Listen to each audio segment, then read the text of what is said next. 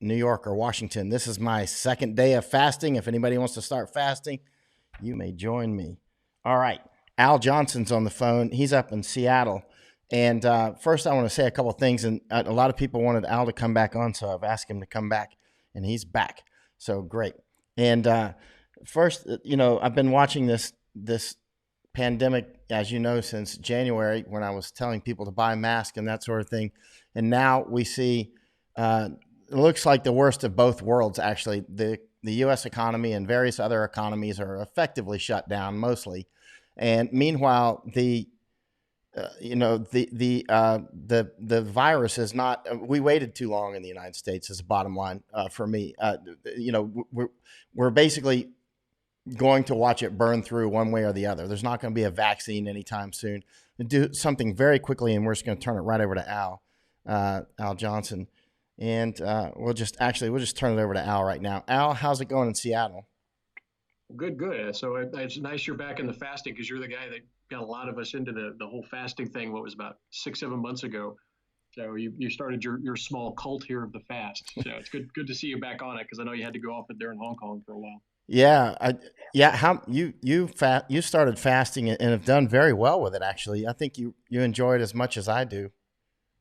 Yeah, well, I was surprised at it because ever since growing up, everybody's always eat your 3 meals a day, and then in fact I think for a while people were talking about eating 5 meals a day and snack throughout the day, and Right, you get it in your mind that you have to eat to keep your energy level up. I know right. that was a big deal. Calories in gives you the energy, and so that's inculcated from the very beginning.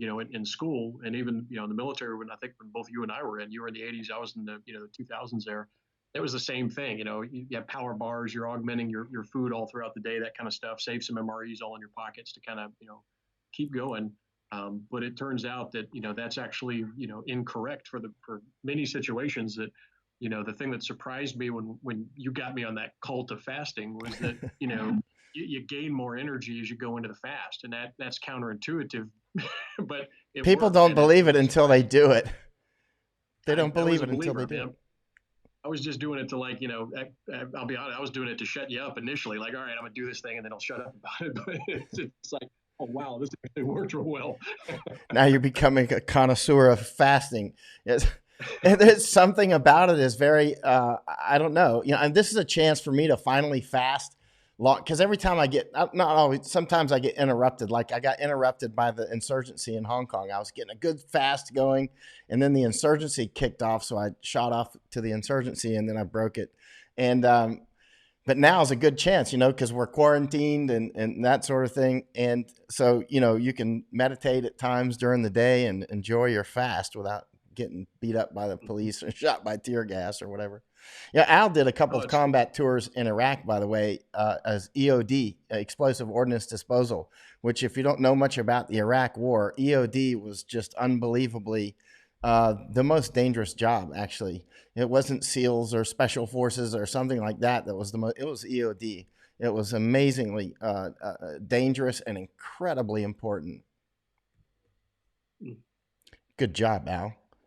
that's Thank you, I take credit sir. for it. So And it was also Al that flew over to Thailand in 2014 and laid out a case to me uh, for the comfort women aspect of the information war that's being run by China to split Korea and the United States and Japan, that very important alliance. There's more to the alliance than just that, but that's a very important uh, tri- uh, particular triangle there that's very important. And it was Al Johnson actually that actually first recognized that and brought it to me. And we spent, I don't know, maybe 3 days, and you were laying out the evidence. And then I looked into it and I said, yeah, actually, I can see that. And that's how you saw me lift and shift over to the comfort women issue. And at first, it surprised a lot of people, but it was actually, after Al brought it to my attention, I recognized the just how crucial that is. And then, well, anyway, Al, let you take it. I didn't call up to listen to you talk, me talk. I called up to listen to you talk. oh, no worries. No, and you're right about the information war, and so people. It's kind of interesting now is that looking at the virus and looking at your reporting of the virus, people are now more dialed into you know, what exactly the CCP and kind of their water bearers do for promoting information in order to shape geopolitical environments, to shape you know, their narrative, to shape their political engagements, to shape the social dynamics so that they can, you know, move in and do things. But you know, as you know, 5, 6, 7 years ago, very few people were doing it. I mean, you maybe had Bill Gertz, you had Gordon Chang, you had a few people doing it, but even then, it was the majority of Americans were not focused on it. And you know, more frighteningly, there was a lot of U.S. government personnel that actually were promoting China, and they were promoting, you know, the vicious group within the CCP that was expansionistic and militaristic, and you know, basically we call them, you know, neo Nazis or neo fascists because that's, you know, basically you peel the label off, look at organizationally what they do, and it matches that. But there were people that turned a blind eye to it, and they believed that we were above propaganda. They believed that we were above or more sophisticated, that we, you know, American culture wouldn't fall prey to propaganda. And yet, you know, we've seen just within the last, what, 4 or 5 months where, you know, national policy in some cases was driven by very crude propaganda. You know, people were not very good at evaluating information coming out. And that might be a good topic for later, is to talk about how you can evaluate information. So what you're seeing on media sites, what you're seeing on social media, and then what you're getting from, you know, maybe some backroom intel, how to evaluate it, and then weigh the evidence and come to your own conclusions about what happens. Because we are vulnerable, no matter how far apart we think we are from being vulnerable to propaganda. Everybody has a certain vulnerability to propaganda, and China trades. It's their cornerstone of their entire policy engagement is information warfare. It is propaganda, both internally to control their people, to maintain certain cliques within power and certain personalities in power, and then B, to shape their foreign policy engagements, to maneuver and that sort of thing. And they're very, very engaged in that. It's where we would do economics. We'd say, well, we're going to do an economic thing, or we're going to threaten with use of force. And we think we're above that information shaping, but really we're not, because, you know, as you know from your special forces time, hearts and minds is absolutely key for being able to not have to go to engagement, not spend a bunch of money. If you can convince somebody in their hearts and their minds, if you can convince them and show them of the truth or your perspective, and they agree with it, you've gained an ally for basically just words. And so that's something I think we need to get more adept at in the U.S. is identifying when a foreign narrative is coming in, when we're falling victim to foreign propaganda, and then counter to that is saying, okay, now we need to get our information out there and say, okay, well, what's the alternative to the CCP? What's the alternative to it? And you were the bridgehead of that, because you had a very high tolerance for pain. We saw you at the protest in Bangkok. So you have a very high tolerance for pain, and you had a very strong inclination to find the truth and to report it, you know, good, bad, or the ugly. You would do it. And so you were the perfect kind of door breacher to come into this and say, look, you know, we need to wake up and be aware of what's going on. And that was the first issue of many that's, you know, come out that exposes what the CCP propaganda group is about and who their allies are, unfortunately, within the U.S. and our allies that tend to do that. Yeah, you know, a lot of people, when they saw me do that very hard shift and started going in and talking about the comfort women issue, they wondered who hijacked my brain and why was I doing that, right? And they didn't realize it was literally the Jew with the cigar in the dark room, which was you. And because you laid out such an important fact pattern, and I could see it because as you know, I was studying similar subjects already. That's why you flew over to Thailand from the United States to brief me up on it.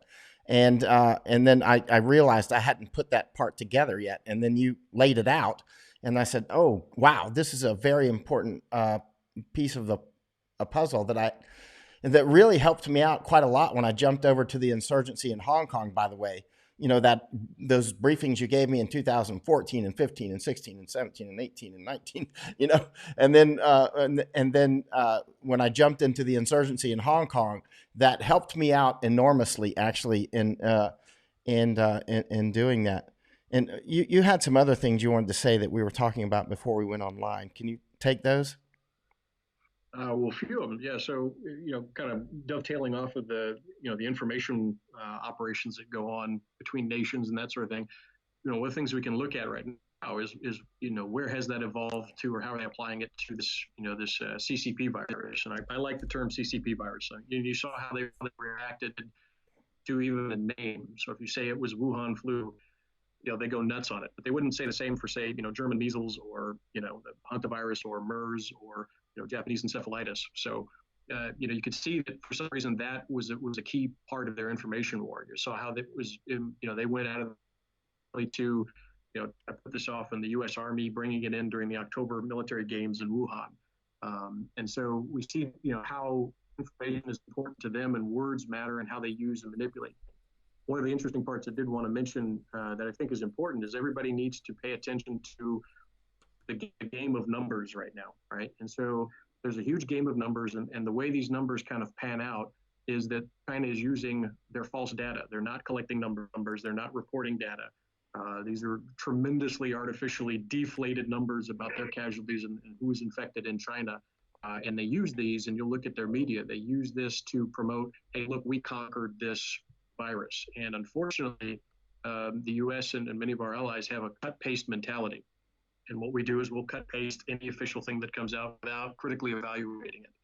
In fact, I was upset at, who was the guy that, a formerly fairly good historian, but Victor Davis Hanson, recently put basically cut-paste in his things. And that, it kind of, it sets that person up for vulnerabilities, because if you get into the cut-paste mentality, you can damage your data over long term. Maybe I can reach out to him. But there's a lot of news organizations.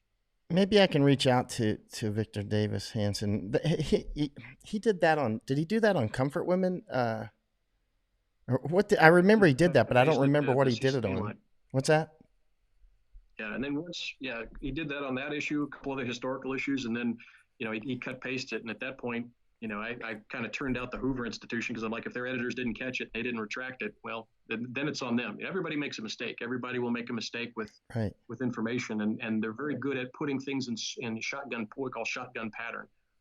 And what you do is you build up legitimacy by the masses. And so if enough sites can carry the same narrative, it's kind of an electronic version of tell a lie 1,000 times and it now becomes the truth. Well, the Matrix. Shotgun it out into a million websites. So if I can put this on critical websites, and we do the network mapping on it. So if you can get this on a bunch of critical websites, and you build it from top down and from bottom up, and then those websites and those social media accounts that tend to replicate very well. People share a lot of those, and once you reach critical mass, it quote unquote becomes truth. Critical mass now. 1,000 websites. Al, I mean, critical mass now. Excuse me to interrupt.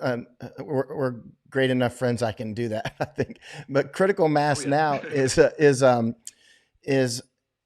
Wikipedia. That's your Mount Everest of high ground now, because journalists who should not be using it send me Wikipedia stuff all the time. I even see, really serious people using Wikipedia like it's a. Now, for some things, Wikipedia is perfectly fine. For instance, if it's about something that's non-political, has nothing to do with religion, nothing to do with big money or pharma, global climate change, or whatever you want to call it. If it doesn't deal with any of those things, if it's like how to plant a rose garden, but it's not trying to sell like Miracle Grow or something, I'm thinking of Miracle Grow because I was looking at getting some for my garden, but then it's quite fine. But as you know, Wikipedia, we call it Wiki Wars.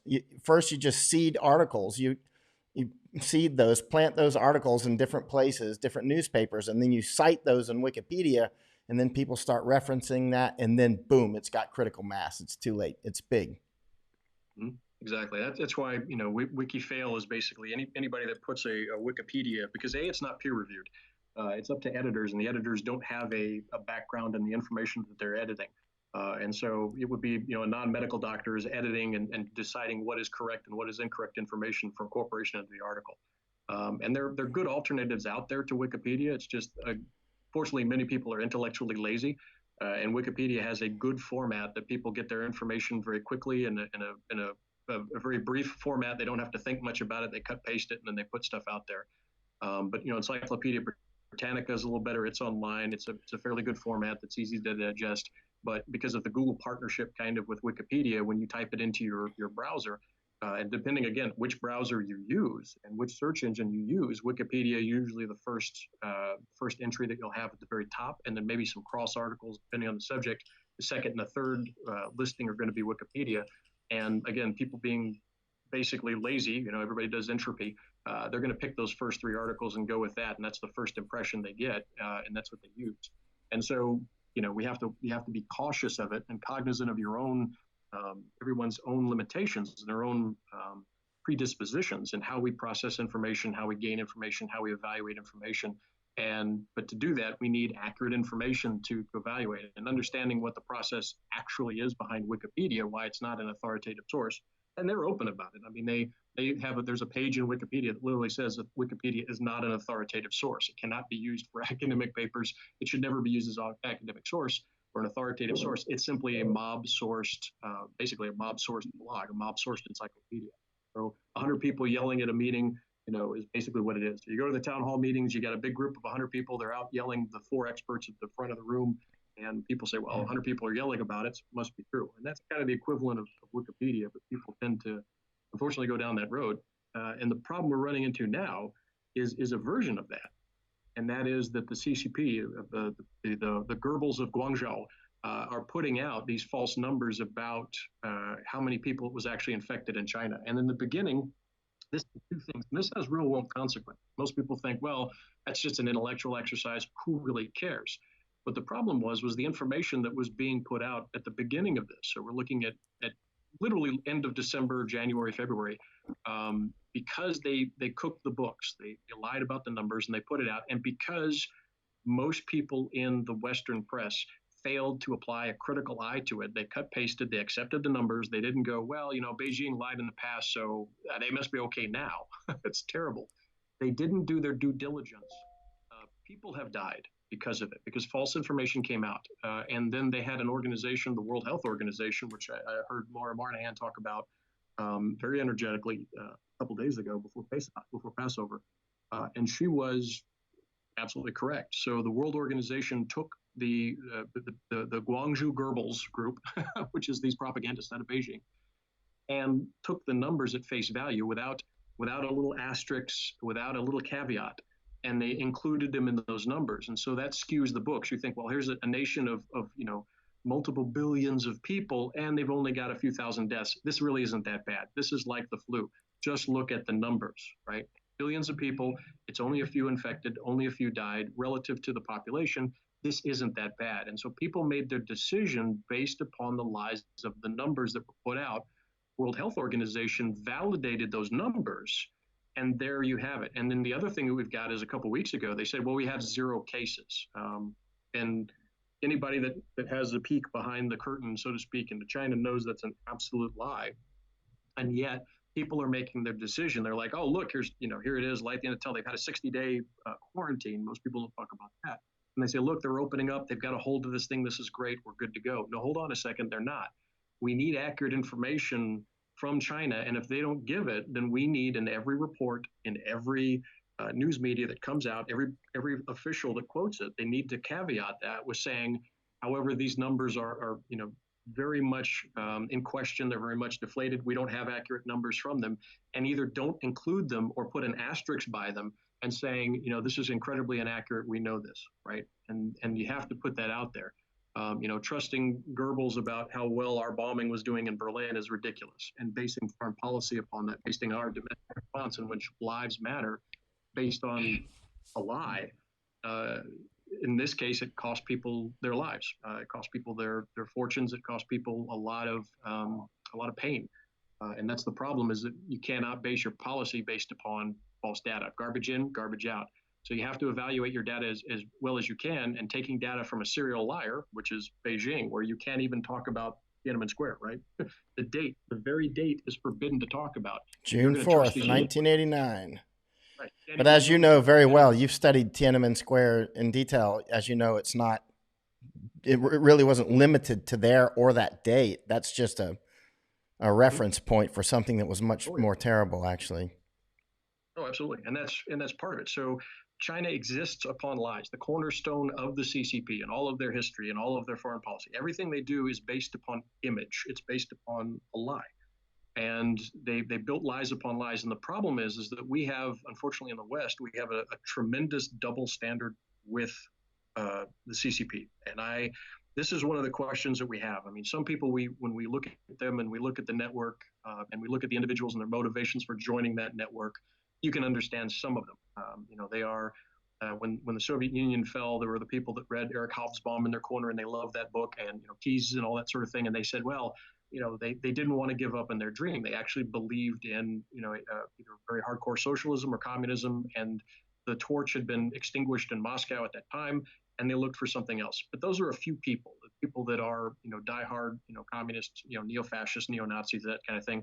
They've glommed onto Beijing as the new leader of their ideological movement they grew up with, they embraced in college and that sort of thing. But that's a minority. And what happens is you have other groups that kind of buy into Beijing because the old one, the enemy, like America makes them mad and upset. Americans are a hot mess, and and anything that embarrasses us. And who's our enemy? Well, Beijing's our enemy. Beijing is our peer competitor, so they'll side with the enemy of my enemy. And so you have that group which goes out. And then you have those others, though, that have been co-opted by money. And all of these have their different motivations, but the end result is that they will carry water for Beijing. And it doesn't matter their motivation, the effect is the same. And in this case, with the virus, the effect is that people are making decisions based upon a lie, based upon bad data. And those people that carry the bad data without caveat, without saying this is incredibly inaccurate, they have given bad. They've set us up for failure. Let's put it that way. And that you can see that in the missteps that we had in the beginning. Now, granted, we were distracted in the U.S. by a number of many issues that were happening, but I would like to look at Taiwan for a number of reasons. One is I think that Taiwan, the myth that is China, and this is where I disagree with some people, including your friend Bannon, in the history of China. China is a modern construct. People go, it's 4,000, 5,000 years of history. Well, we have to look at what is accurate. There were many, many kingdoms within there. China, the language is actually the Middle Kingdom, and it was usually ruled by Manchuria or Mongolia. There were different kingdoms that came and took over this central region. And we wouldn't say, for example, that Mussolini's Italy was the heir to the Roman Empire. They've had 2,000 years of history, and it's the Roman Empire. No, but yet we apply that kind of standard to China, and China bought into it. If you look at when the word came about, it's mostly Sun Yat-sen creating a new nationalism, which was in response to colonialism in China, what we call China now. But this basically started in earnest in 1911, didn't really gain traction until the 20s and the 30s. And even then, it was a huge civil war because you had Anhui faction, Chile factions, you had different groups within China fighting each other, CCP being one of the many factions that was fighting it.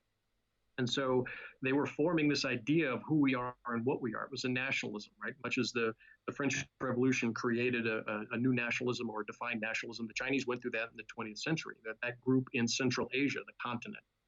And we buy into a lot of these misconceptions to our detriment by not looking at who they are correctly. And they use it to their benefit. And so they will say that, the CCP is the inheritor, the torchbearer of 4,000 years of history. That is incorrect. They're bearing since 1949 is when they were the recognized governor of the continent, which we call China, and then they began to conquer other areas. They went into Tibet, they went to Lower Mongolia, that sort of thing, and they had a tremendous assistance by the Soviet Union, by the Russians, and the Kuomintang, who is now in Taiwan, were pretty good about recognizing the Soviet Union, and they called it red colonialism. And they knew that the CCP was beholden to the Reds because for a while the Kuomintang was a little bit sided with, but they understood it as a mechanism of foreign colonialism. So communism has, for many years in the 20th century, for many decades, been simply a mechanism for a version of colonialism from Russia, right? It was red colonialism. And they called it international, but that's to get other people to buy in. China has ran with that model effectively and is using it to promote itself and to the detriment of Taiwan. And so, as you well know, the people that literally fought the war against the Japanese in the 1930s and the 1940s was what is now the government, or a party government on Taiwan. I like to call it the Chinese government in exile on Taiwan. And they were beaten out in 1948, 1949 from mainland China with a tremendous amount of help from the Russians. Let's not forget that. Everybody tends to forget that. It wasn't a big people's movement. It wasn't a big people's revolution. It was very much assisted and augmented by a large proportion of Russians that were in Manchuria, that had taken over Manchuria, and had provided safe haven for the CCP because they got beat back when they had to go against the Kuomintang the first time after the war, and it was a sheltered area. They gave them men, equipment, training, and then forced them to go out about 3 years later. And that's when they beat the Kuomintang, because we pulled our support out while the Russians poured more support in, and that's how we lost, quote unquote, China. But having said that, Taiwan was one of the very first people to recognize the threat, and I believe sincerely, after looking at the data, that Taiwan did it because they looked at mainland China, or the CCP, with clear eyes. Because they had had to deal with it for the last, since 1949, they have understood what the threat was, before then actually, and they recognized the lies that come out of Beijing. And they said, here's what we're seeing. They were able to evaluate the data, and they responded very quickly and proactively against that threat. So we talked about, for example, Czech the other day when we Right. look Yeah. at. You're to reiterate. This is Al Johnson, a friend of mine. He's a former EOD officer. Did a couple tours in Iraq, but he's much, much more than that. That's like a tiny part of his skill set. Various governments listen to him on counterterrorism issues and other issues, and he's quite a very interesting historian as well.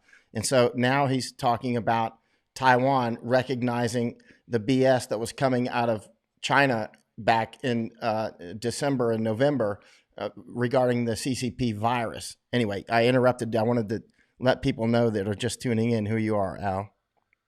Okay. Well, I appreciate the compliments, but I'm just a guy that recognizes patterns, fairly well and early. So You do them. You recognize them very well. Actually, you were smart enough to fly from America to brief me up on this, and look, I've been on it ever since, right? So you know how to pick them. Well, you got me into fasting, so we're even. How's that? So that'll work. But the to let everyone know, so Taiwan is very dialed in. In fact, I would highly recommend looking at Taiwanese media if you want to learn about the CCP. Read the Taiwanese media, because they have a language advantage. They're able to go in and get language. They have tremendous social networks within the mainland where they can get information, and information can leak out to them. They know the questions to ask, but most importantly, Taiwan can recognize the red flags, pun intended, that will be indicators that, okay, the CCP is covering this up. This is a lie, and they can get behind that to get to the truth. Whereas for whatever reason, as we mentioned before, there's many sympathetic folks in the West to the CCP for various reasons. They give the CCP a pass. And that was, always an intellectual exercise up until this virus, where people realized, well, that cost lives. That blind spot to the CCP has resulted in thousands, if not tens of thousands of deaths. And to give you an example, Taiwan, again, recognizing the flags that were there, knew, and on the 31st of December in 2019, the Taiwanese CDC implemented inspection measures from Wuhan. So anybody that was flying in from Wuhan, they were already starting to do screening of them. Everybody was disembarking. They were starting to look at it. And they screened for everything, because they had the report. So they knew, early December, I think that was probably when both you and I received kind of the same bit of info. They said, hey, something's leaking out over there. Something got out, and there's a lot of people that are kind of fearful over there. This is something new. Be careful. Get out of Asia if you can. Was the message to me. I'm like, oh, okay. It was clear something was on in December, but I don't think I mentioned it yet. I was just kind of watching it like quietly. It was one of those, do I bring it up or do I be quiet, because I'm not sure if it's a thing, you know what I mean? But then by January, I was like, oh yeah, this is definitely a thing. And that's when we started warning. Exactly. Yeah. So I think the warnings came through. Taiwan acted on the warnings, but like you, everybody was kind of like, well, okay, we'll keep an eye on it, but it may end up being like like SARS or something. It's more of a regional type of thing. But when the CCP did their massive lockdowns, and while they did a big volte face, remember they first in the Chinese New Year, the Chicoms pushed, oh, everything's fine, don't worry about it, and they went out of their way to say, hey, nothing to see here, move along, and that was okay. Well, that's kind of normal. They tend to do that. There's no problems in China, so they were pushing that narrative, but then do a sudden 180 meant that what they were looking at up close was a lot more dangerous to them, because they don't shut down for anything. They have millions, tens of millions of excess people And they have no problem with locking up 2 million of them. They have no problem with wiping out lots of people. Their whole history, they do multiple genocides because they have an excess of personnel. They have an excess of people, and it's not a commodity as it is in most other cultures. But the fact that they were so fearful of this and that they reacted in such a way that it was detrimental to their economy and to their face was interesting. And that let me know, okay, well, this is a little more serious. What is it? And nobody had that information. But Taiwan recognized it even before the Lunar New Year. And in 31st December, they start screening folks coming out of Wuhan. And they screened for everything because they weren't, they didn't have specifics on it as far as I know. So they screened for a lot of stuff and they did it. And then they began to do within 14 days. They were by 5th of January. They were starting to do that, and then the 20th, I believe, they activated their kind of their emergency command center. Now, keep in mind also that Taiwan had dealt with SARS, so you have a couple countries like South Korea and Taiwan which have experience with SARS, and they were able to draw upon that. So, for example, in America, our next, heaven forbid this should ever happen, but the next pandemic that hits America, hopefully we will retain a little bit of organizational knowledge and social knowledge to be able to respond a little bit better. But Taiwan had that, so they were able to do to retain more lessons learned and respond a little quicker. But on 20th of January, they kind of activated their emergency center and then began to work from that and then help it. And Taiwan always seemed to have a lot more accurate information. So when you go into some of the key English press in Taiwan, they were right on from the beginning. They knew it was more than a flu. They weren't sitting there going, "It's just the flu." And look at how many reporters now back in January and February were going, "It's just the flu. Don't worry about it." The Taiwanese are not naive people. They No, smile and they're very friendly, but they're not naive and they're very intelligent. extremely education, like Hong Kongers. They emphasize education, and I think, and this needs to be a better study, but they have a critical methodology for evaluating information, right? So they look at the truth a little better. They're less emotional learners than they have cognizant. At least from the ones I've met and had to deal with. Like Freddie Lim, for example, he's really good. You look at some of these guys and read how they process and how they look at things. And I've again, they noticed look at that. I've noticed that with Taiwanese people, they have typically more analytical framework, so they're easier to talk with on an information level, as opposed to some cultures it's total emotion, right?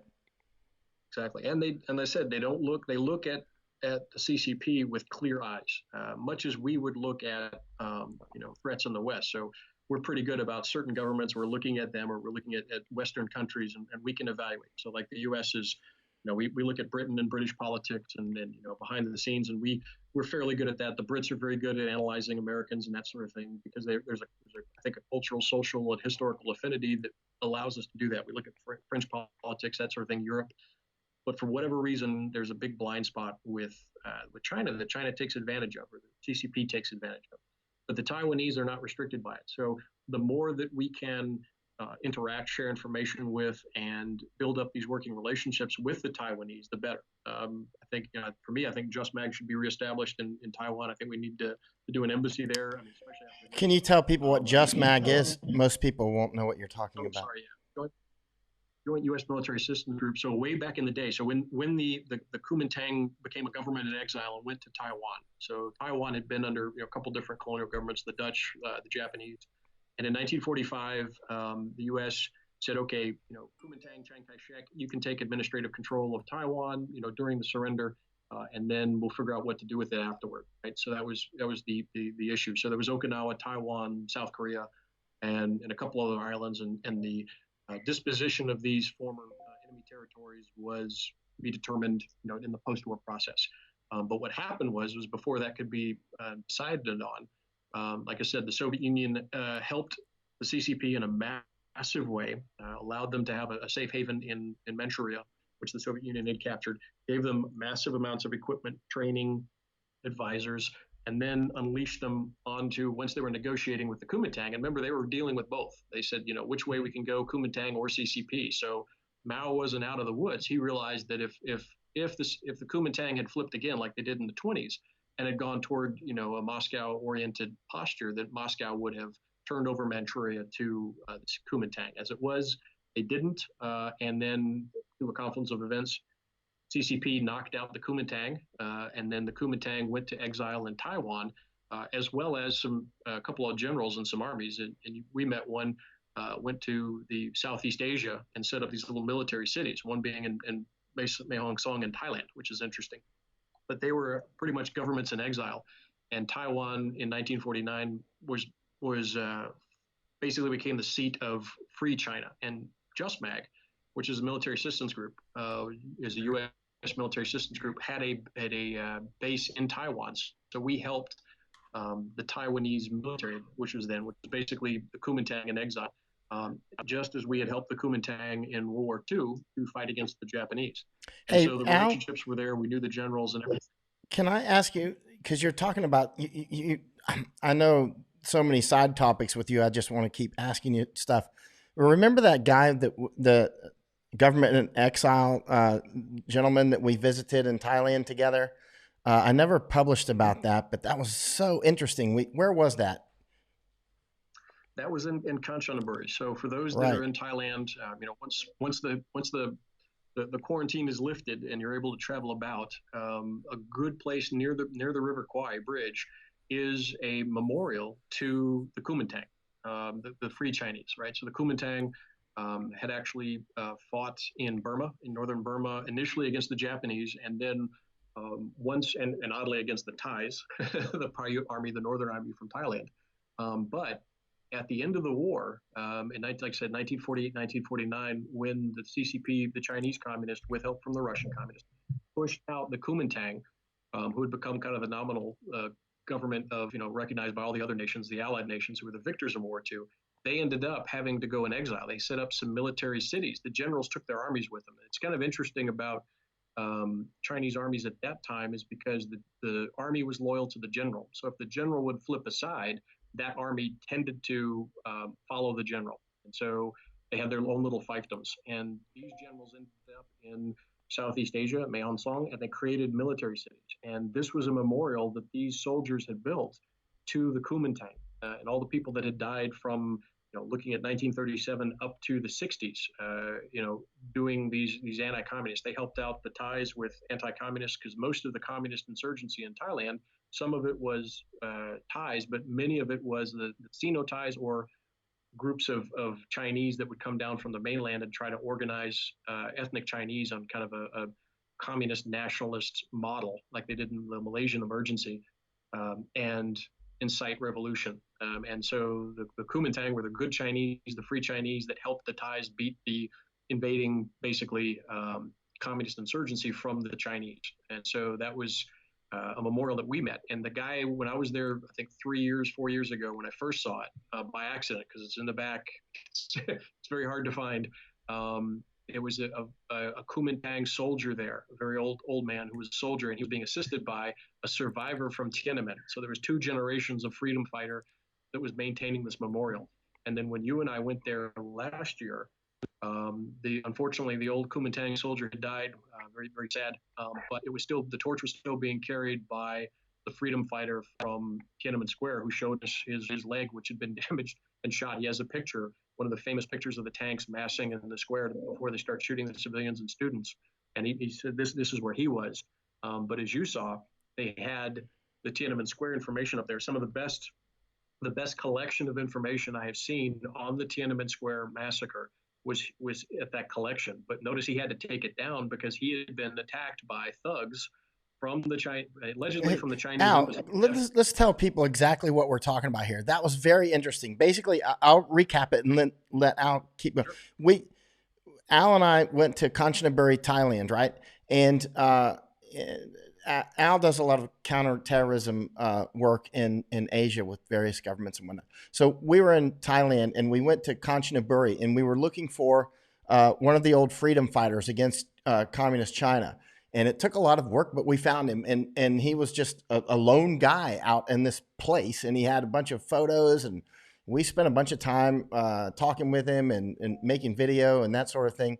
And basically, he's like a lone holdout freedom fighter here in Thailand. And what Al's talking about is, the communist government has actually come to Thailand to try to shut this one guy down whom you'll never really find. Really, how did you even find him, Al? It took even when we knew generally where he was at, it was kind of hard for us to find him.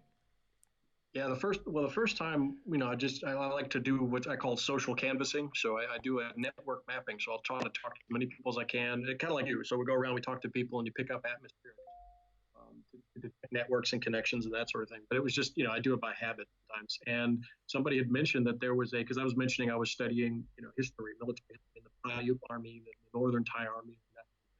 And then somebody mentioned, oh yeah, there's a Chinese memorial over by a temple. And I went, what? What do you mean Chinese memorial? So the Thais led me to it because they knew about it locally, and that's the only reason I found it. It's not on a map. It's not on, at least at that time, it wasn't on any Google Maps or anything like that. There was no signs in English at that time, but the Thais knew about it, and it was very interesting. I wonder if it's on a Google map now. Like when we went out there, I don't believe it was on any map. It was near. It was near that Chinese temple. Remember? I remember Mm-hmm. that the man that had that like like last vestige of protest, you might say, out there alone. Does Mm-hmm. anybody come to visit him except us? I don't know. A few. I mean, it's mostly the other, the descendants of the Kuomintang that now live in um, Thailand, and they've like most Thai, they kind of have merged into society to some degree. But he says that they got visited from them, and they'll come pay their respects for the old freedom fighters from the Kuomintang from the days of mostly the 60s and 70s, that when they were in Mae Hon Son, and then Mae Hong so Son is in they say Thailand, by the way. It's near the Burma border. Dan Littleton's asking, what is the name of this freedom fighter? I forgot now. Do you remember? I have to go back in my notes, but I'll find it and I'll put it in the comments section. Yeah, I don't remember his name, and his English wasn't good. We actually had to call somebody to translate for us live over the phone. So we were actually doing the translate via phone thing because we didn't bring a Mm-hmm. translator with us to talk with him. Correct. Yeah, because his older the guy that had set up, or at least was maintaining it when I saw it 4 years ago, he spoke English. So he was an old Kuomintang soldier, and he remembers their version, the other versions of Just Mag and that sort of thing, and he remembers the assistance that they had from the U.S. where we before we pretty much abandoned Taiwan. When we supported, the Free Chinese, he remembers that, and so he was able to speak English. So he had interfaced with Americans, during his career, and he remembers his father. It became generational, and so he remembered his father being a Kuomintang soldier, during World War II, and so that was generational for him. But unfortunately, he died, and the survivor from Tiananmen Square didn't speak English very well at all. So yeah, we had to call for a lifeline translator support. So that was nice. But what she was able to translate was very revealing. And again, the sad part was that here he is in Thailand with a memorial to these freedom fighters, and according to him, and it may be from the Chinese embassy or not, I don't know, but he seemed to think that they were from the Chinese Communist embassy there. Came over and threatened him, so he had to take it down. They were vandalizing it, they were attacking him, and out of fear, he took down these things. So I mean, I would love for Americans, once this thing is up, to go out there, give him some support, and shine the light on, hey, stop out this thuggery from Beijing. This is these people are freedom fighters, and we need to make a determination: are we going to support them or not? And that's, I think, America needs to kind of wake up to what this is all about, and either support them or stop saying we support freedom fighters and we support these principles overseas or here at home. So I think that's part of it. But that was a good example of sometimes the hidden history that's just around the corner that most people don't get.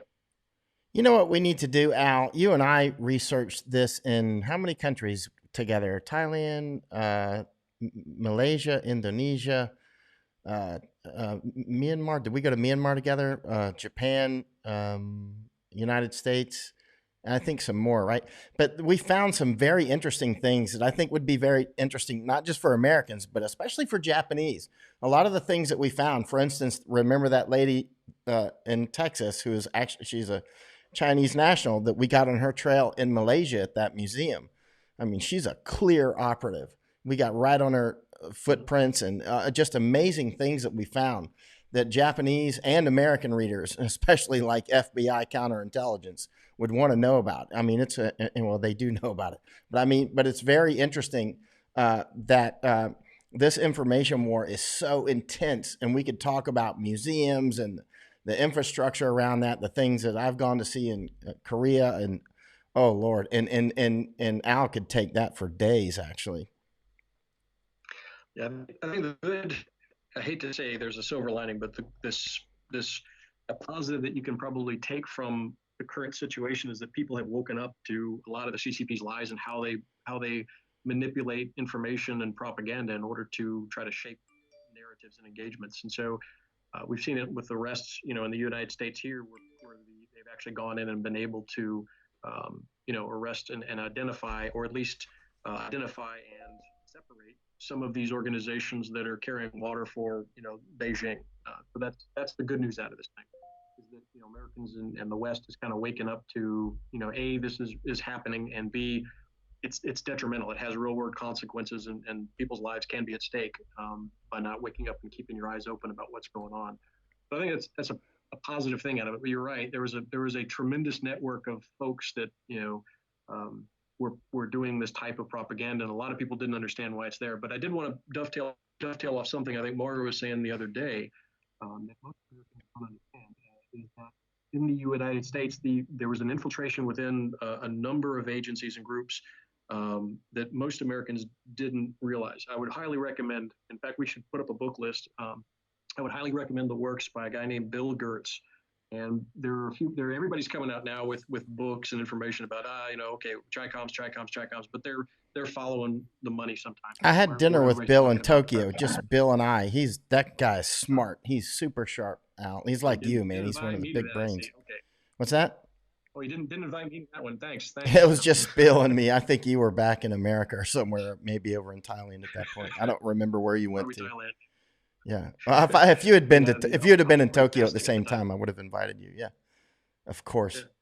But, Somebody's I would highly asking who somebody they're surprised. Like Kelly Renee is surprised about her name, and Don Sakuda is asking what's her name. I'll show you what her name is. Here, stand by.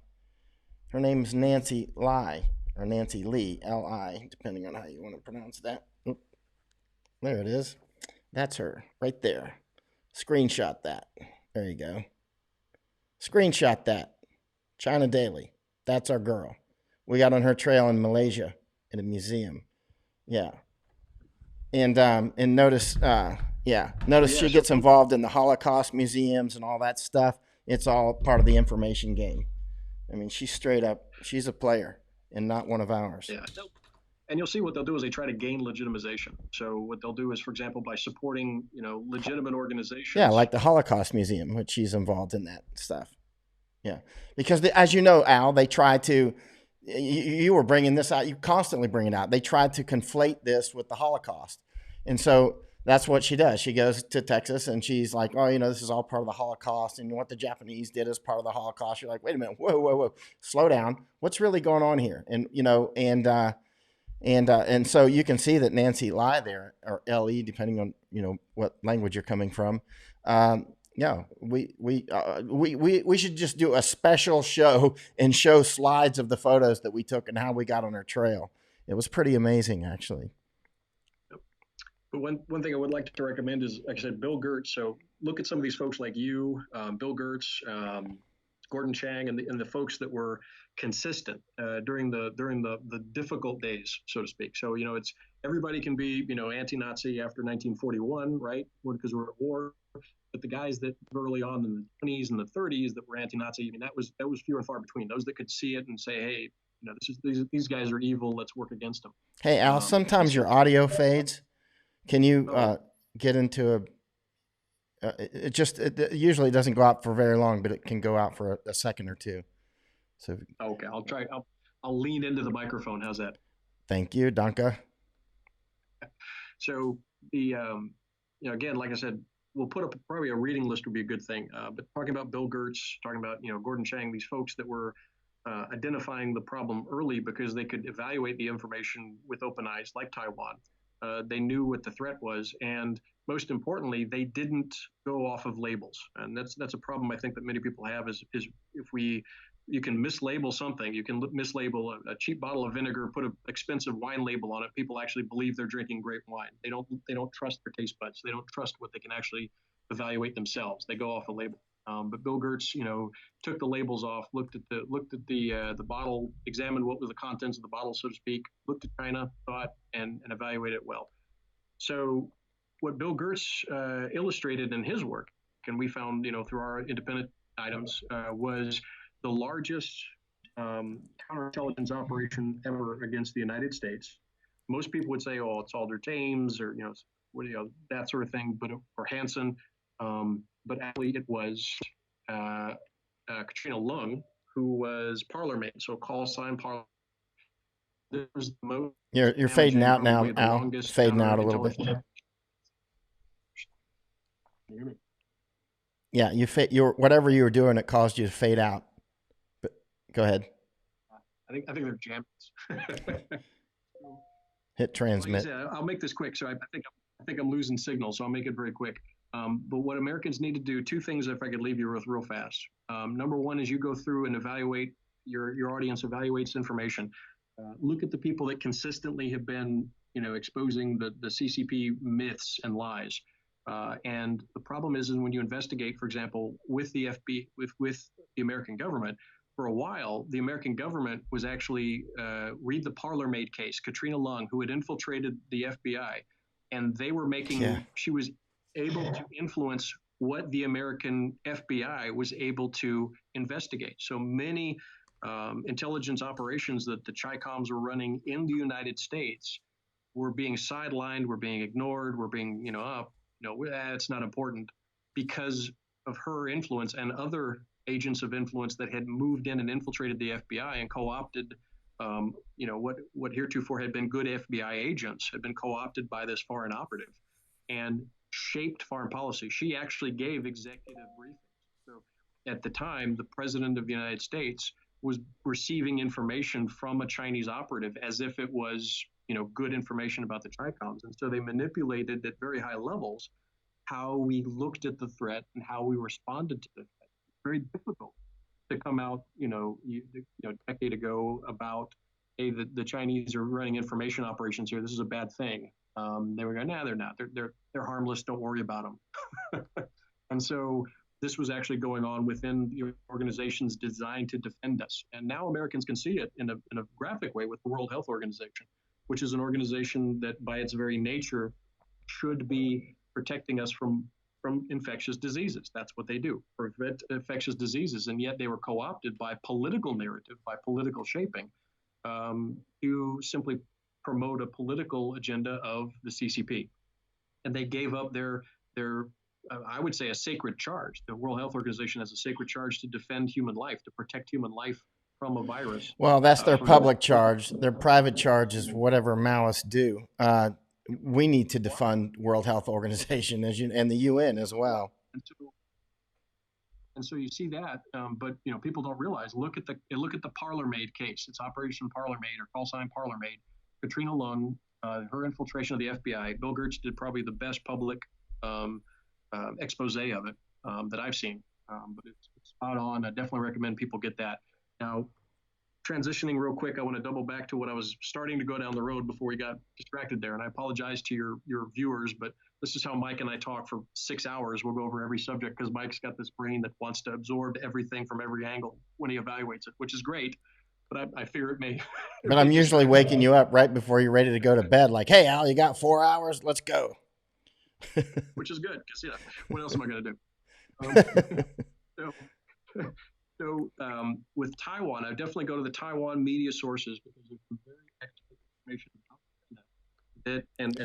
And don't take my word for it. Look at their track record. So when you look at an English language in China or in Taiwan, upon China, go back over since December. Look at what they said and look at how it panned out in the month, 2 months, 3 months. The things that they were saying early on, this is much worse than the flu.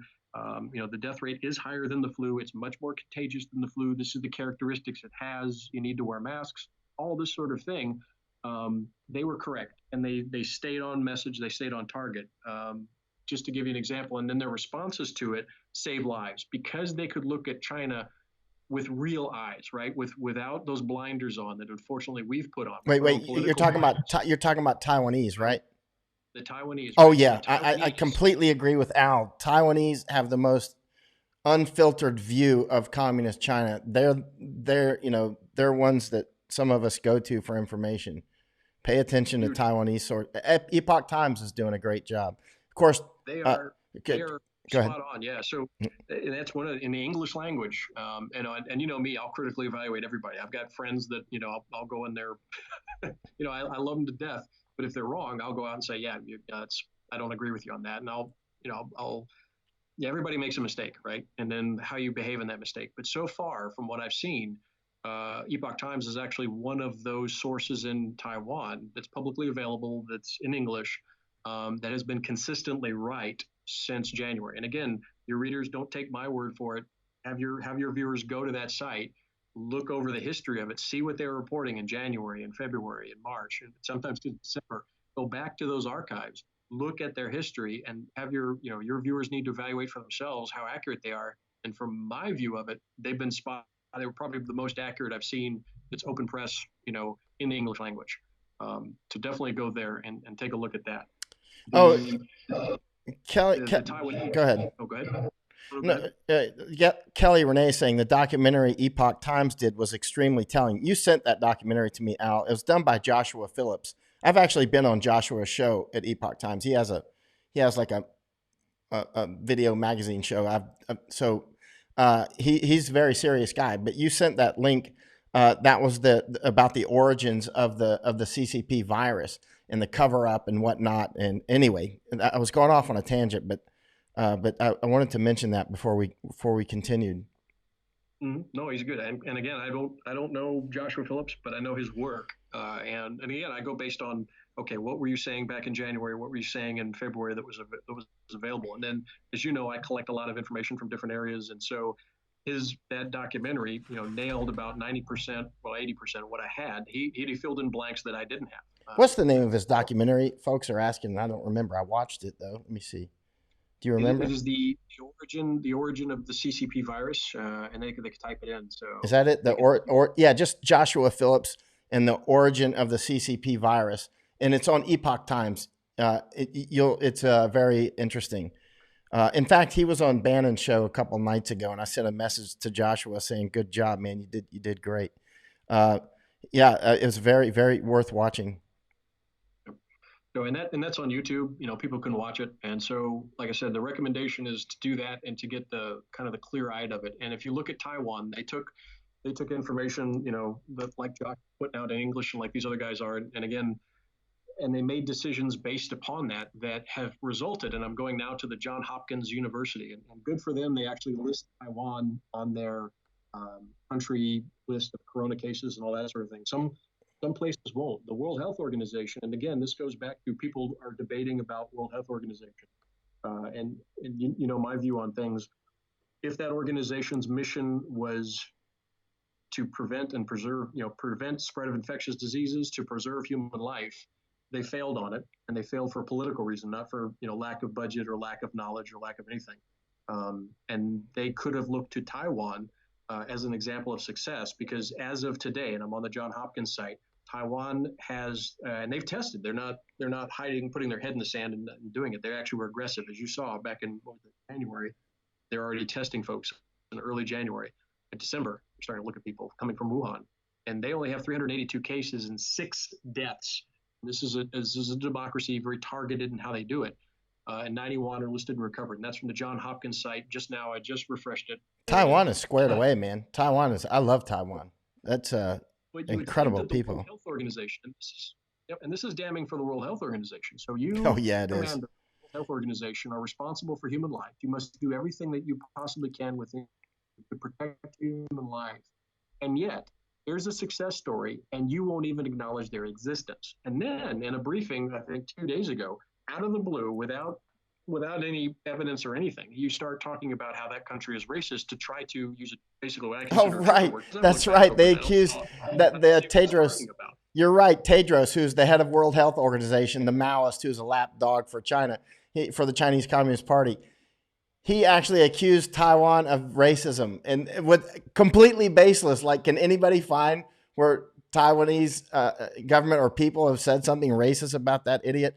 I mean, it's literally, like, literally out of the, and it was, I think it was designed because the and he press threw the was black beginning to, card. Al, he threw the black card. I watched his statement. I watched it a few hours ago. He threw the black card. I was like, oh man, you lose me when you throw the black card unless it's for real. And it wasn't real. It was just totally, and and I'm black. Don't hurt me because I'm black. It's like, shut up, man. Get out of here. Loss of well, yeah, Coach, credibility, 15 yards, if loss there of was down. evidence, if he could point to it, and I looked a little bit. I didn't go too much in detail, but I spent about, I think, 40 minutes, 45 minutes doing the software scan for, okay, what's he talking about and that sort of thing. And there's some inaccuracy with software scan and pinyin and all that for the Chinese language, but for the most part, it can pick up things if it was this big of an issue. And it wasn't. I mean, I was like, where did this even come from? If he had a case, okay, well, maybe there's something there, but he had no case that was on public media or social media or the back chats or anything like that. So there was nothing there. Now he may have received something targeted, but I couldn't find it. But that would be an email to him. But again, He he was, comes out. you mean Tedros making his accusation of racism from Taiwan? He Like, just pulled it out of yeah, you. Al, you study Chinese information war as much as I do. They just pull that stuff out of thin air all the time. sure. They're always like, oh, you're cutting down flights from from Hubei province to the United States. And that's racism. That's xenophobia. Meanwhile, they were cutting down, Chinese Communist Party was cutting down internal flights from Hubei Mm-hmm. to the rest of China. They were cutting the trains and the highways. So they were cutting them down internally and then calling us racist and xenophobes for doing it externally. And I've been to China quite a few times over the years. First time I went was 2002. I went from Tibet, went from Nepal up through Tibet and then up to into China and then over to Hong Kong and back to India. And let me tell you what, there's huge racism and xenophobia in China. Period. It's over the top. So when they throw that card, it's projection, really. Anyway, I interrupted Al. I want to hear you talk. It's okay. So what we need to look at is in other words, the World Health Organization, your sole mission is to do this. Did you do that mission? No, you failed, and you didn't do it because of lack of resources. You didn't do it because you were getting or you only had access to bad information. You could have taken information from Taiwan, and over time, Taiwan proved to be a successful response to it. 31st December, they began testing people coming out of that. 20th of January, they activated their emergency center. They stopped export of masks, I think, around 21st of January, that sort of thing. So 24th of January, they were, issuing masks, and you had to wear a mask in public. Had a mask rationing system since February. So they did all these things correctly, and the numbers speak for itself. I mean, Taiwan has a population in 2018 of 23.78 million. So just on looking at that, they had points of contact with mainland China, but they managed to restrict the flights, screen people, and implement these public health safety measures and keep it under control. And yet the World Health Organization, rather than saying, hey guys, good job, let's take some lessons learned for this and let's go out there and save some lives in the world. Instead, what they did was they ignored it. They even had that guy that was interviewed where the lady said, hey, how about that? How about Taiwan? Are you guys taking some lessons from Taiwan? And he hangs up the Skype phone. He avoids the question politically because of the myth of this, whatever this one child is, this or the one China policy, right? Ein Volk, ein Reich, ein China, right? Yeah. Ridiculous. It's ridiculous. I mean, absolutely American. Again, it goes back. We'll talk more on that later. But this myth of the Ein Volk, which is this this Uber race which takes over and Taiwan is part of the mainland is ridiculous. We would not accept it from Berlin in the 1930s with Lebensraum, right? Oh, this is Germanic, so therefore we have to take it. We called poo-poo on that back in the 1930s with Germany. Why in the world do we accept that 70 years, 80 years later from China? We have a huge blind spot and to our detriment. So Taiwan, good for them, did it. World Health Organization ignores Taiwan for political pressure because, Tedros is unfortunately not the best man for the job. He's not the right guy to be at the helm of the World Health Organization, right? It definitely needs a revamp. And if I were Trump, which I'm not, but if I were in command of the United States and I was paying the bill for the World Health Organization, a big World Health Organization, I would say, you know what, if you want the funding, and we need to put something in there that Taiwan has proven it is absolutely one of the better responders to this crisis, to this virus. And If not the best, certainly one of the best by far. Who are the best ones? We got Taiwan. Taiwan's the best, and I think second best may be Singapore, and then South Korea kind of messed it up to begin with, and then did a big save. So it was those three. And South Korea people, what's that? the South Korea people, especially the guys in Taipei, The guys in Taegu need a medal. These guys, they pulled it through because they got off put. I mean, Moon did everything he could to kill the South Korean people. I mean, look at the videos of this guy. He's Oh, got fake I guns thought down. South Korea was going to get slaughtered, man. I thought South Korea was going to get slaughtered, but somehow Like I they said, pulled it back. people, the people need a medal. Well, they got lucky. I mean, a couple things. One is the first outbreak that hit them wasn't in, like in Washington State. Here we had a nursing home, so our first kind of outbreak was in a nursing home. It was very tragic of of the vulnerable elderly population in a nursing home. So the casualties were up. The big outbreak, the initial outbreak in South Korea, was a group of mostly, I think it was a Christian group in the South that was like 20 years old, 30 years old, relatively healthy. So they managed to get it, but they didn't die from it. It wasn't fatal for the most part. So they got lucky because their wake up call didn't create fatalities. Our wake up call, Italy's wake up call, unfortunately brought with it a lot of fatalities. And the South Korean Yeah. people, and Andrew Salmon's got some good writing on how they responded. He's there on the ground there in Seoul, and he went down to Daegu. We need to pull And Andrew in on here. You interview him, or I can do it. We're both friends with Andrew. He's a prominent journalist, and he's a British guy, prominent journalist in South Korea. Although he was comparing this to the flu up until, is he still doing that? I don't know. no, he's not on that. But again, it comes down to you trust the CHICOM numbers, right? And you shouldn't do that. And the World Health Organization trusts the CHICOM numbers. That's the thing. So that South Korea has a good response, but it wasn't soup to nuts. It was kind of like they were off put at first by their government, and then they pulled it out. And that's where the South Korean people should be commended because they pulled it together, even though Moon kept the border open, allowed people to come in, and he was up north talking about they were going to put people up in the northern some northern cities up there near the border, and he didn't have a mask on. He was like, yeah, don't worry about it, this is no problem. And and then when the Christian group down south got hit, then he had a scapegoat, right? Look at this. This is why we got hit, you guys. And so, there's some to it, but every group, you say the Fort Lauderdale partiers and that sort of thing. But the responses from Taiwan very early, they were testing 31st December for flights coming in from Wuhan. They shut down those flights. They shut down back and forth when the World Health Organization was going, keep flying. Remember that? The World Health Organization was telling people, keep flying. That's negligent. That's horrible, right? And that caused people to die. So they need a revamp. And like I said, if I was the U.S. government, or if I was even a number of governments, I would come together and say Taiwan has proven by its response to this that it is absolutely needs a seat at the leadership table of the World Health Organization, because they have proven by their actions that they know what they're doing in response to an infectious disease of this nature. And therefore, they need a seat at the table, the World Health Organization. So those lessons learned don't get put behind some kind of firewall that CHICOM's put up, or their lackeys, and it goes out and it saves lives. That all political whatever is aside, they need a seat at the table and the leadership table, because they've proven they have earned it. And we need to say we want that information pushed out there. Imagine if the World Health Organization had not been politically aligned early in January. We would have been getting information from Taiwan unfiltered from World Health Organization, and those people that they listen to Wikipedia, they listen to the World Health Organization, and they said, oh, it's just like the flu. If they had been more influenced by Taiwan, by Taipei, than Beijing, the World Health Organization could have implemented measures that were effective early, and people's lives would have been saved. So I agree with the hashtag. I'm usually not a hashtag guy, but I agree with, China lied, people died. Xi lied, people died. Tedros lied, people died. And it all comes from they're buying into this for whatever motivation. I don't care if you're a proto-Marxist or you're just a co-opted capitalist. It doesn't matter. The effect is the same. People will die. And this needs to stop. And this is, we're lucky in some ways that this infectious disease has a kind of a death rate that it does, because you imagine if it was hitting across the population in the numbers that it's hitting the seniors and people with some pre-existing health conditions. Imagine if this was like the Spanish flu, back in the day.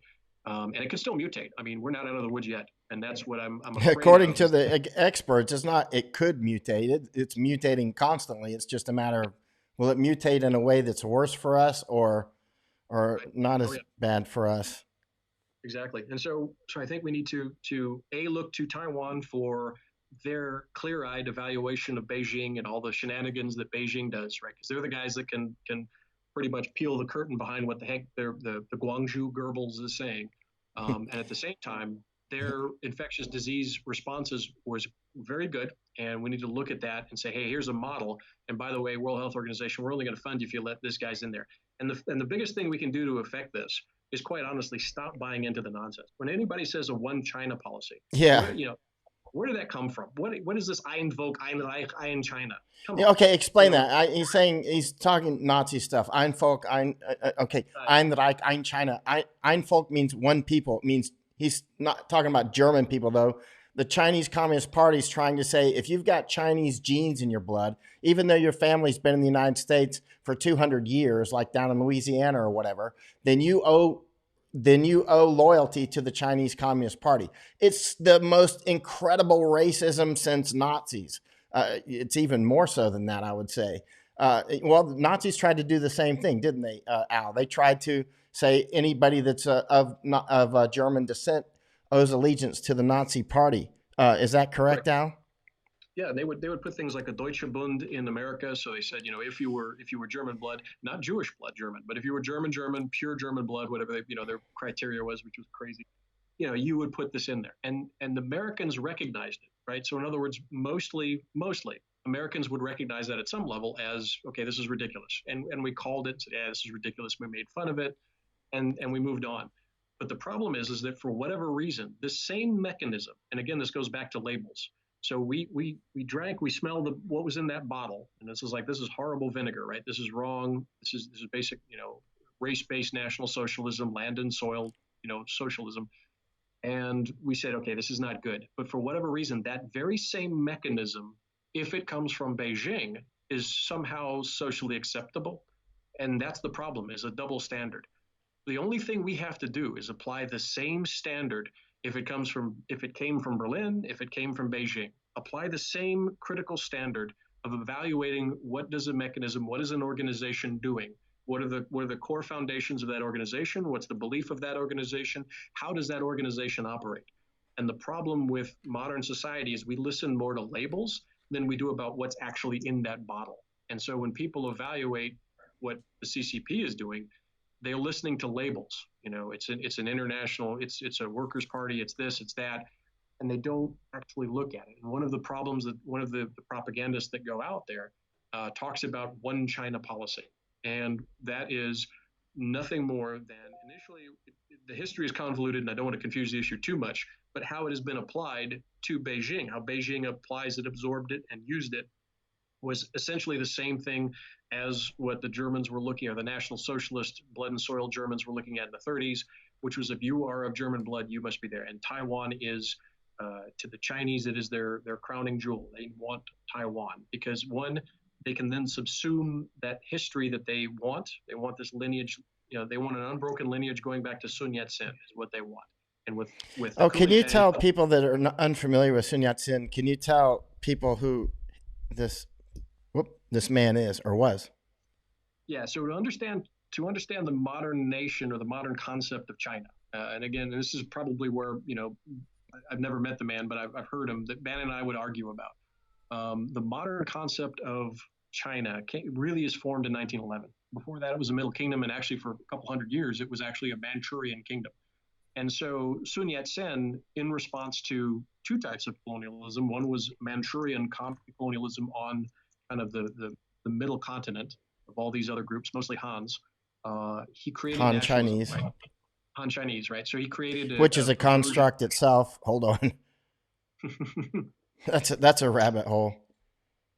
Oh yeah, and that'll be another thing. But just to keep it very brief, think of Sun Yat-sen as kind of a if you will, a George Washington of the Chinese nation state, right? In other words, the concept of a China that we think of today was actually formed mostly in 1911, and he got it from a couple sources. One was America, a little bit from the French, and also from the Japanese that had to also wrestle with this in a modern construct. And so in the modern nations, and Thailand went through this in 1932, a little bit before, but most nations that were still somewhat independent in the 20th century had to wrestle with this, and it's just a paradigm shift. They're just reacting to what the global order was at the time, and he created the concept of China, the borders of China, the thoughts of China, and so Sun Yat-sen is seen as the father of nation. If you go to Taipei, Taiwan, there's a big mausoleum to Sun Yat-sen, and he's the father figure that both the CCP and the Kuomintang go to. So the two big rival political factions that ended up kind of dominating the early part of the Chinese history, which is the mid 20th century, really, were these two factions. And to claim lineage to Sun Yat-sen you know, is absolutely critical for the internal identity of the CCP. And so that's why the existence of the Kuomintang is antithetical to everything that they need. And so they have to kind of destroy it. So they created or they lumped onto the nuance of a one China policy. And it was really just kind of a ad hoc concept, but the Chi-Coms took it, ran with it, made it their own.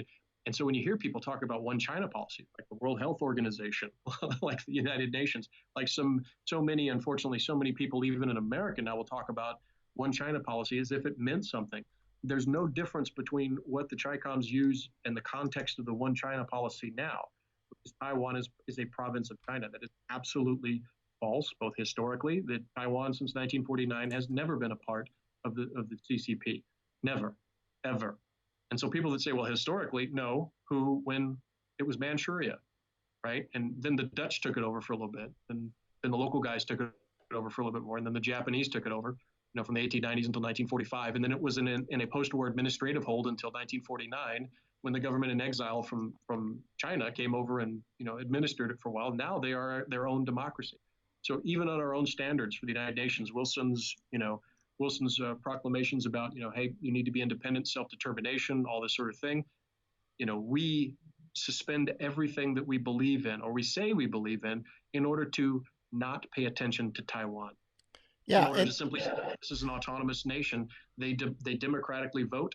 They have human rights. They have freedom. They have everything that we espouse, and yet we deny them their very existence. And in my Jewish moral senses, I cannot stand that contradiction. That contradiction literally pains me, and it makes me upset in some ways. And I have to be cautious about that because it is such a disgusting contradiction within our very own government that promotes freedom, democracy. We stand for this, but yet you won't actually stand for this with Taiwan. So anybody that says one China policy is full of it. You don't understand it. And you would have been the guys, those would have been the guys back in the day that would have said, oh yeah, Germany needs to unite all the German people. But no, they don't. What are you talking about? yeah, exactly. People that, this is a German speaking group, but they were never part of the 1871 consolidation. And before 1871, there wasn't really a Germany, was there? People have double standards. Germany's a construct even today. Like I lived in, ich spreche Deutsch. I lived in Germany for 4 years, and it's actually a construct itself. It's not really ein Volk. It's like there's many different sorts of Germans, that's another topic. But hey, Al, this is an important question. Ted Gumbogi is asking, and this is you're well situated to answer this. Why is it now CCP? Whatever happened to PRC? Can you explain that? That's something that people need to get their heads wrapped around. I do it for two reasons. So one is there's the People's Republic of China. First off, it's a euphemism. It's not the People's Republic, right? It's the CCP. And this, maybe this would be another topic, is to go into the history of China, right? So 1911 to now, and that's really what people need to look at. The PRC was, it gives a lie to the euphemism. It's a people's republic, right? It's a people's government. Democratic people's this. No, it's not. It is a one-party state. Everything is within the CCP. People don't even realize there's not even a Chinese army. And this is not an exaggeration. There is no Chinese army. There is the army of the CCP. The party owns the army. And that's a huge difference. The army serves the party draws from the army. And I've got some fantastic literature downstairs translated. I mean, hands off to the guys in the 50s and the 60s that translated all this. But every year that China would write reviews from their military. And so they had these huge military tomes. Every divisional commander had to write about it. And the army, the military, serves the party, not the people, not the state. So that's why I say it's CCP. It's Chinese Communist Party, because that's the only thing that is there. It exists in that way. And that's why, in some degrees, it does hit the check boxes for a fascism, because there's only one party, there's a dictator, nothing exists outside the state, everything is from a state, and then it has always conflict as its base. But there's some differences and that sort of thing. They don't allow syndicalism and that sort of thing. So really, it looks more like a national socialism because they've had the racial component be put into it as of late. But that's why I go CCP and not PRC, because I don't use People's Republic, because it just really isn't. I think Taiwan is now calling itself more Taiwan, but it's technically also the Republic of China, the ROC. But that creates a problem because then they say Republic of China, and then PRC or the CCP and a lot of other countries just call it Taiwan now because they try to make it more like a province. In fact, some places you'll see Chinese Taipei because they were even then trying to push it in there. They tried to get the Olympic Committee to call it Chinese Taipei. They'll hit like the Hilton website. So American companies are being pressured to call Taiwan Chinese Taipei as if it was a province. It's horrible. It would be like in the 30s, Germany telling you you can't call it Poland, you simply call it Northern, Germany or whatever. So, we need to be aware of the fictions that are being put out and the fictions from the Chinese that we incorporate in our everyday understanding of what this is, that facilitates the bad actors in Beijing, and that's at all levels. I mean, I've heard smart people that I agree with on a lot of things be very very wrong in my opinion about what is what we call China. Yeah, and there's a lot of people with vested interest out in calling it whatever they want to call it so that they can put their huge factory over there and not have their customers turn against them, which could be a problem now for Elon Musk as an example. I mean, Well, go ahead. the plantation economy, it's absolutely, it's a plantation economy. And again, this Plantation goes back, economy, yeah. And how long does? Yeah, exactly. it's a plant. I mean, again, organizational structure dictates outcome. Organizational structure also dictates what I call it, right? I don't care about Listen, labels. you've said that like 1,000 times in the years we've known each other, and it's just as true as it can ever be. I say it one more time slowly so it can soak in. Organization, well, there's two things. Organizational structure dictates outcome. So how you set up your organization will determine more often than not what the outcomes are. And the second part is for me, the organizational structure will dictate the label. I don't, you look at how it works. If it looks like a duck, it walks like a duck, it quacks like a duck, it's a duck. Nine Right. times out of 10, it's a duck, right? But somebody calls it a car. It's not a car, it's a duck. But they call it a car, they say a car 1,000 times, they get 100 people to call it a car. And suddenly people believe that the duck is a car. To your detriment. If you look at labels and you don't look at what it actually functions as, then you're going to set yourself up for failure. And that's why I think the world has been off put by this COVID-19 or the CCP virus response. And Taiwan wasn't, is because Taiwan didn't look at the labels. They looked at the truth, the organizational structure that is the CCP, and responded correctly to it. They understood what this thing was, whereas the rest of the world is still wrestling with myths and lies and euphemisms and that sort of thing. So going back to your economical point, the United States, unfortunately, has engaged in plantation economy. Now, we did it in our history, and unfortunately, we did it in China because we wanted essentially what many factories were operating off of, and this is not an exaggeration, is slave labor, because prisoners were being used, political prisoners were being used. So these aren't, rapists and murderers. These are people that simply did a bad post on Facebook. And to work off their sentences, well, guess what? You're going to put together some dolls that are going to be sold in America during the birthday season or whatever, right? And that's a plantation economy. That is a below wage labor with people that don't have autonomy to be able to walk out of the factory, to be able to bargain for better working conditions, to be able to get wage negotiations or anything that we purport that we like. And it has two consequences. One is morally, but most people don't care about that, and that's unfortunate, is that you've engaged in a plantation economy. Big companies make big profits by operating on that plantation model. And the plantation model exists in China because they have equivalent of slave labor working in some of those factories that unfortunately our companies have probably used and did. Even in those that weren't, the people in China, aren't autonomous, right? And you engage in that sort of thing. And these companies have engaged and supported CCP propaganda in order to maintain their profits. And for example, I believe it was the Hilton chain or one of the chains, was pressured to fire somebody that actually liked a post about freedom for Taiwan. You saw it with Hong Kong. That's right. People were being pressured to not support Hong Kong. There were people's products that were being taken off. Everything. Al, as you know, that's just one out of thousands and thousands because you and I study this, so we see it all the time. We just don't mention it all the time. It would be too much. Everybody would be like, well, there's another 50. I mean, it's constant where people get fired from their jobs or companies have big problems because of some employee that tweets something, often just a tweet, just like one word, like stand with Hong Kong, fight for freedom. or or something positive about Taiwan. Oh, Al, one thing. Remember the mask in Taiwan? They had the Taiwanese flag on the front, so the Chinese who were over there, the mainlanders, if they were going to wear a mask, they Yes. had to have. I love that. If you know what I'm talking about. Yep. Yeah. So yeah, it's yep. Go. So, but again, and again, if it's, the more Americans can become educated on it, I think the better, and then apply the same standards that you would for any other country, right? There's no special case. Apply the same standards that you would to, Germany, Italy, France, Britain, the United States. Have those same standards and apply the same standards, the same evaluation.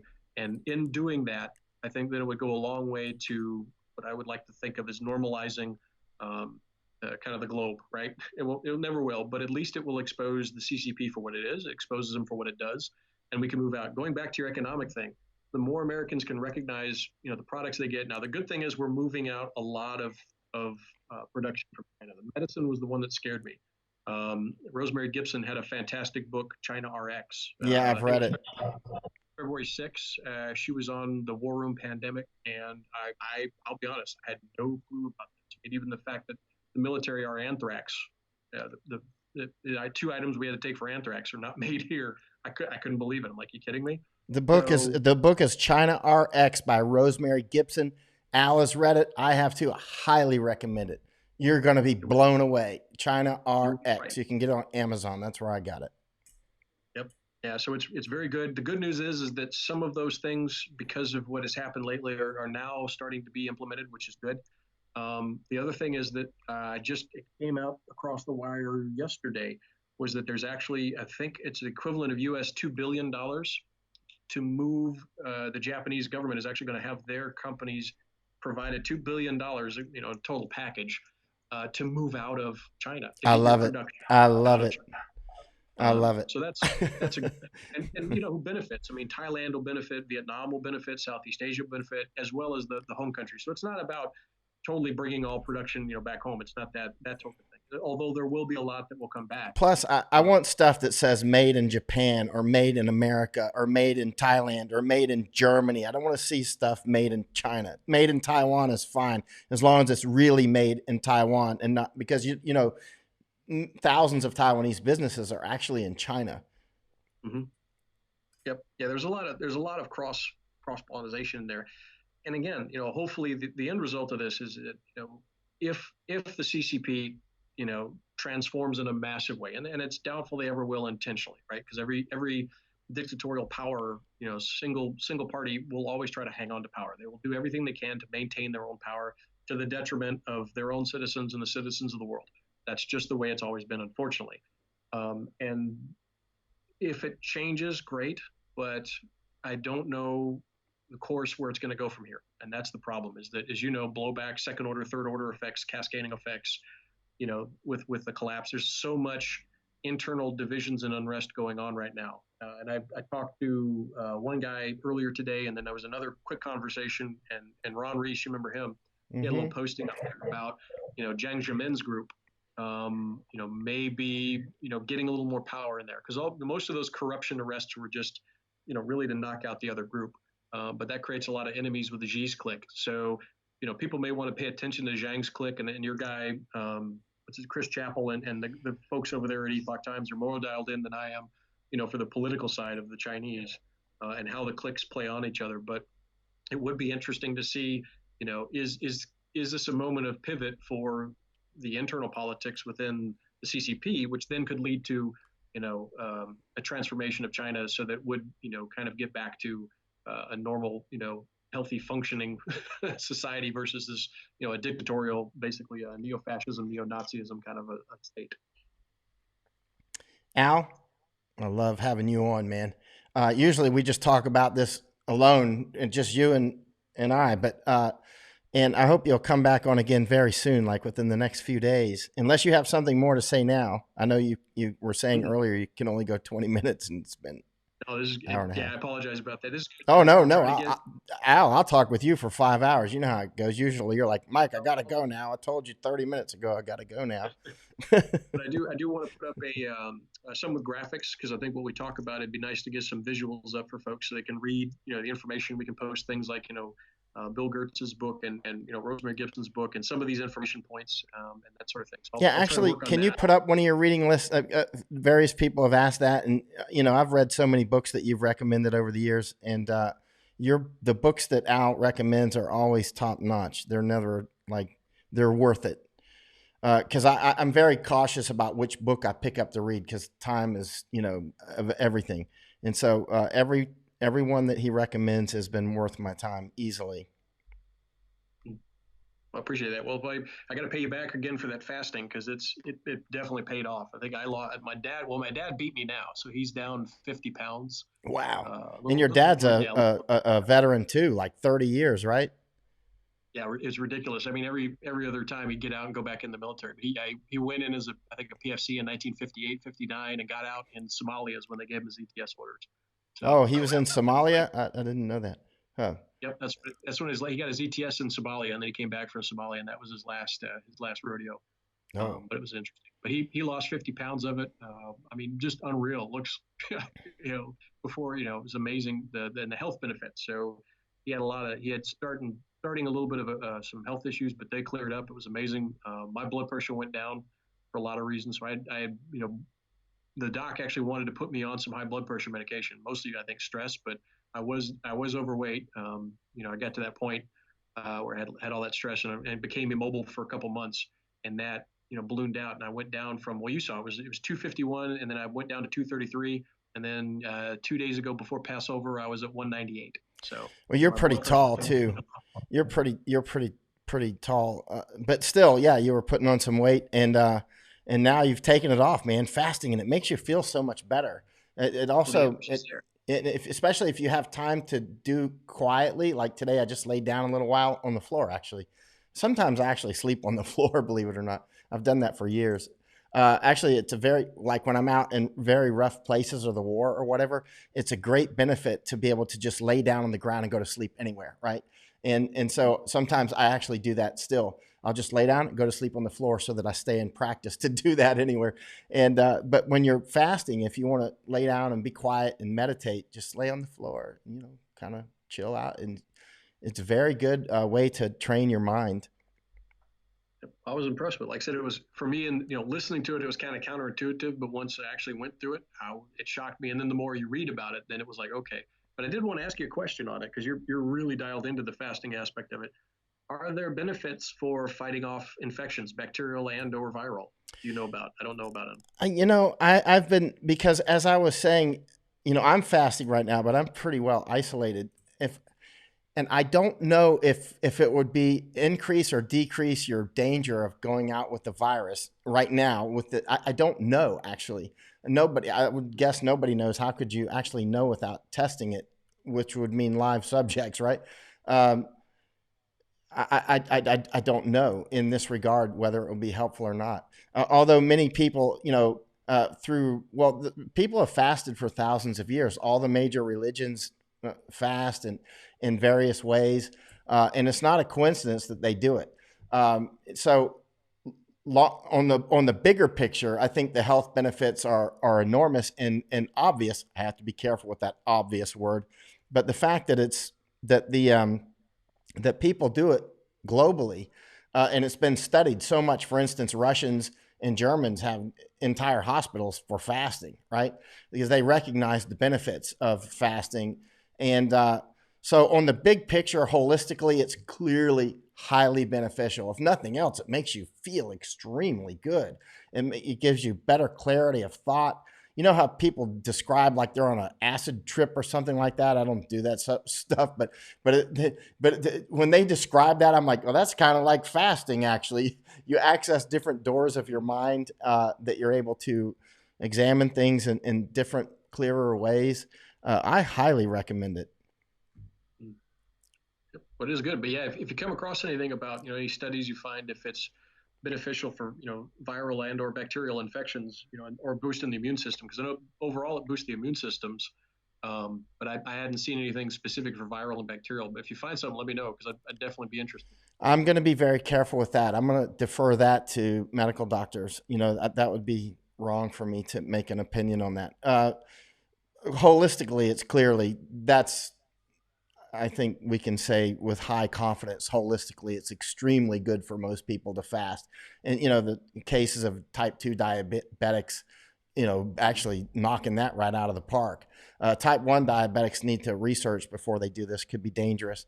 But anyway, there's a great book, and I think you read it as well, Al, by Dr. Jason Fung. He's a Canadian nephrologist, actually, and he's got some good videos on YouTube.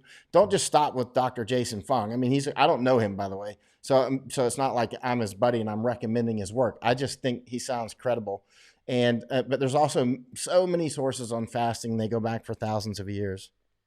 Mm. Okay, well, appreciate that. Yeah, like I said, if you find anything, let me know. I'd be interested. All right, Al, and great talking with you. I'll stay on just a little. Hey, I just got an email here from a Tibetan fellow. Let's see what he says here. All righty. I'm going to get this. I'm not going to mention his name now, but Maura introduced him. I'll get him. I'll call him up when we get offline here. Because, all right, Al, and thanks for coming on. I hope everything's great up in Seattle, and Yep. see you soon. All right. Thanks again. Stay safe and keep up the good work. Thanks, Al. Bye. That's my friend Al Johnson up in Seattle. We collaborate a great deal on information war research and other interesting topics. So, all right, I'm also going to cut off. There's a lot of questions I couldn't answer them all because you'd see it would interrupt as we were going. But when it comes to cheap Chinese stuff, though, I heard Donna Smith said something up there about getting me a Scottish can opener. Look, I was trimming my fingernails just today and this thing broke. Look at this. It's just, it can't even make a fingernail clipper. You know what I mean?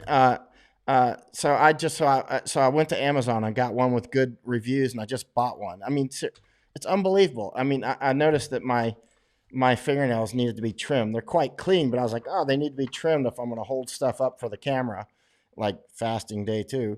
You can see my fingernails. So I started trimming my fingernails and the thing broke, man. I mean, what's going on with these things, man? All this cheap stuff. You got to get stuff that's made in Japan or made in America or made in Germany or something, Switzerland. It's like not this made in China crap. All right. So I'm going to see if there's one or two questions and I'm going to punch out here. Angel Valley Gardens. Tell the story of the 3 Hebrew boys on the matter of fasting. Right diet, love of God greater than love of pigging out the fiery furnace. I mean, the fact is, fasting, a lot of people do it, and the benefits will become. There's Al right there, by the way. So if you want to, that's him right there. I just highlighted his comment. That is a potential. A wounded government will lash out at times. Oh yeah. Listen. If you read what the Chinese write about us in unrestricted warfare, they talk about, for instance, if they start overthrow the Thucydides trap, if they start to overthrow the United States, they're concerned about what we would do in the thralls of being overthrown. Which I can tell you, they don't need to worry about what we would do. I'll tell you what we'll do. We will attack you. We'll physically attack you.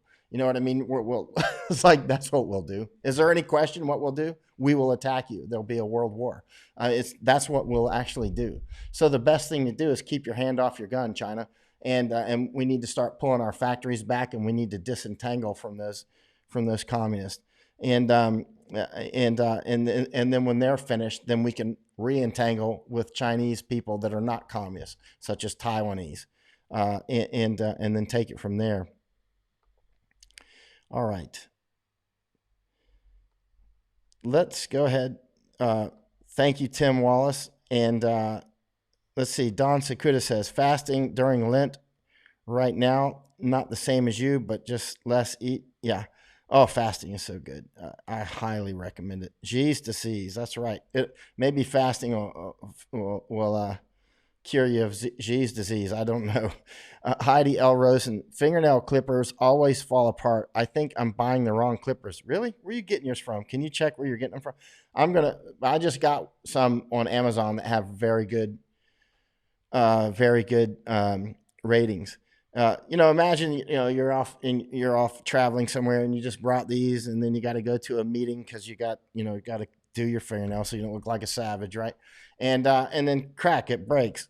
So little things like that, just you need to have quality stuff. But sometimes when the Chinese stuff, this mainland China products is all that's available, you end up with that. All right. Okay. Yeah, Al's got a very interesting perspective on Taiwan. It's the only real China. All right. I'm going to hit and shut out for now. Thank you everybody who supported my work and on Patreon or PayPal or any other ways that you've done it. And I super appreciate it. I'll be back tomorrow. Mike out.